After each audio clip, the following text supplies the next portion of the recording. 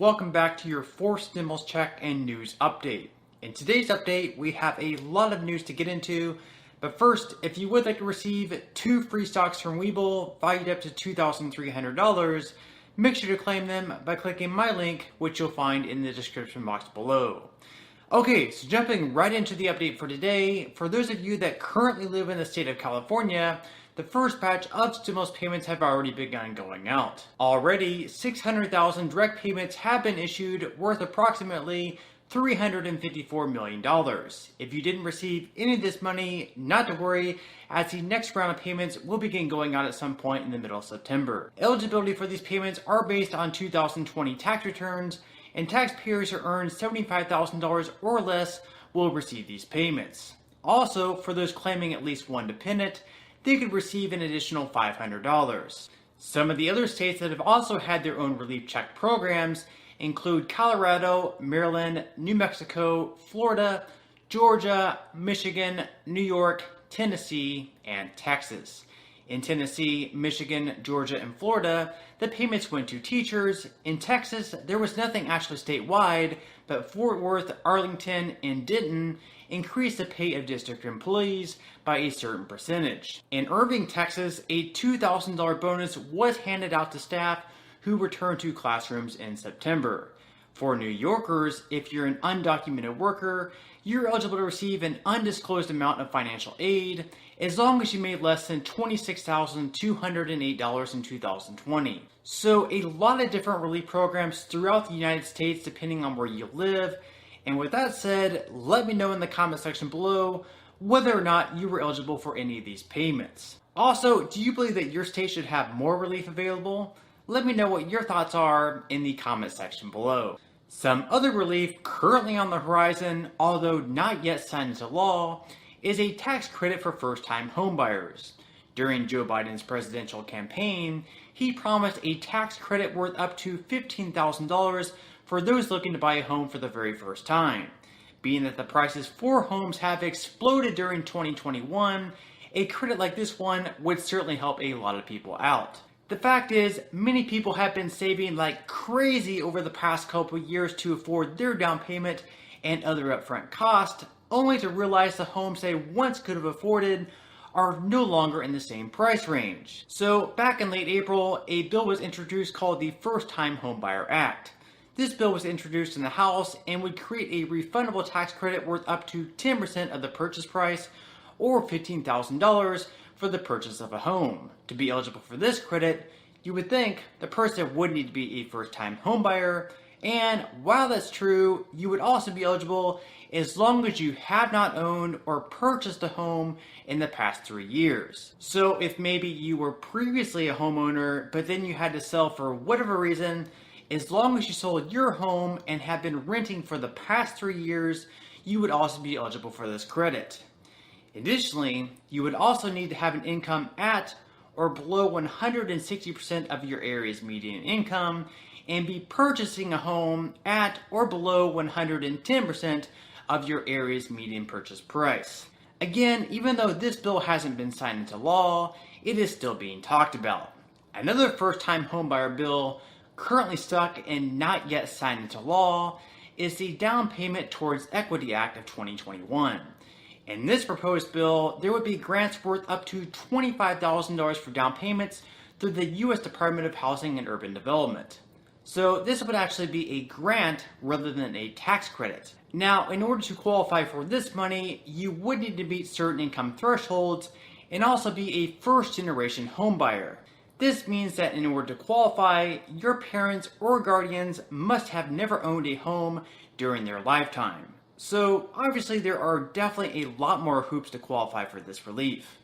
And this bill, again, is still in its draft form and hasn't yet even been introduced in Congress. So with that said, let me know in the comment section below whether or not any of these programs would be helpful for you, or if you're currently in the market to buy your first home. Now that I've gone over a couple of programs currently being talked about, of course, we do have some other stimulus programs unfortunately coming to an end. One of these is the $300 enhanced unemployment benefits, which will cut aid on September 6th. It's being estimated that around 7.5 million people will be losing this aid, which included various programs such as PUA, PEUC, and FPUC. Although the Biden administration has urged states to continue paying out this money past the September 6th cutoff date, many states have already declined to do so.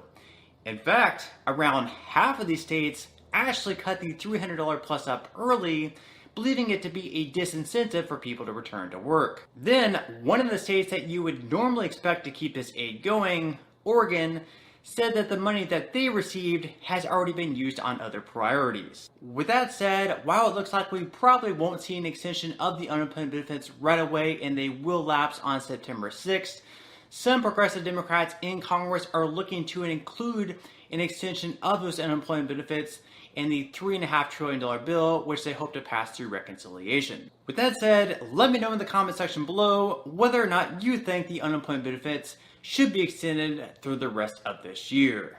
In some other news, with the U.S. troops officially withdrawn from Afghanistan, President Biden continues to tout the withdrawal as not only necessary, but also as an extraordinary success. Biden said that he's the fourth president who has faced the issue of whether and when to end the war, and that he refuses to send another generation of America's sons and daughters to fight a war that should have ended a long time ago. He said that it was a choice between leaving or escalating. The president also sent a message to ISIS-K saying, "We are not done with you yet." I simply do not believe that the safety and security of America is enhanced by continuing to deploy thousands of American troops and spending billions of dollars a year in Afghanistan. But I also know that the threat from continues in its pernicious and evil nature. But it's changed, expanded to other countries. Our strategy has to change too. We will maintain the fight against Afghanistan and other countries. We just don't need to fight a ground war to do it. We have what's called over-the-horizon capabilities, which means we can strike the targets without American boots on the ground, or very few if needed. We've shown that capacity just in the last week. We struck ISIS-K remotely, days after they murdered 13 of our service members and dozens of innocent Afghans. And to ISIS-K, we are not done with you yet. As Commander-in-Chief, I firmly believe the best path to guard our safety and our security lies in a tough, unforgiving, targeted, precise strategy that goes after terror where it is today, not where it was 2 decades ago. So, whether or not the withdrawal was really an extraordinary success, of course, will depend on who you ask, but one thing is certainly clear, is that the war on will most likely never end. So, on that note, I'm going to go ahead and wrap up this video. Again, if you would like to receive a couple of free stocks from Webull, make sure to quickly claim them by clicking my link, which you'll find in the description box below.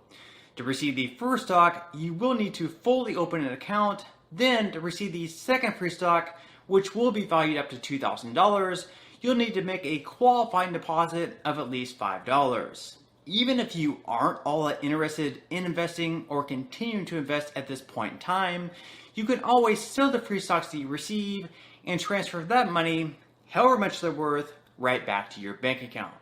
So free stocks or free money is completely up to you. So once again, I hope everyone has a great and safe rest of their day, and I'll see you in the next video.